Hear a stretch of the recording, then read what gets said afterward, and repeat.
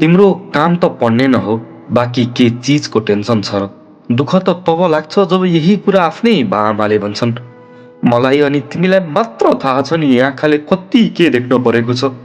घरको झगडा, त्यही बेला आफ्नो सम्बन्धको बिछोड अनि अनजान बसेका ती कति कुराहरू मैले भन्ने कसलाई अनि सुनाउने कसलाई।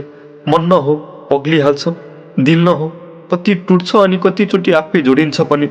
अनि तिमी र म यो कुराको कसैलाई यति पनि सुइको दिँदैनौँ। यति सानो उमेरमै कसरी सब थोक सम्हालेका छौँ त हामीलाई मात्र थाहा छ। चाहे अवस्था जस्तो सुकै होस्, घर अनि स्कुललाई ए प्लस चाहिएन हो। तिनको नजरमा डिप्रेसन त रोग हुँदै होइन, सबै ड्रामा न हो। तिनको सपना चाहिँ सपना अनि मेरो चाहिँ बेकार कसरी भयो। म भित्र गुम्सिएको आवाज मैले कहिलेसम्म थाम्नु पर्ने हो? आखिर कहिलेसम्म आँखा चिम्म गरेर बस्नुपर्ने हो? आखिर कहिलेसम्म आँखा चिम्म गरेर सब ठिक हुन्छ भन्दै बस्नुपर्ने हो? एक दिन यिनले पनि हाम्रा कुरा बुझ्छन् भनेर मैले आफूले आफैलाई झुटो दिलासा दिलाउनु पर्ने हो? आखिर कहिलेसम्म?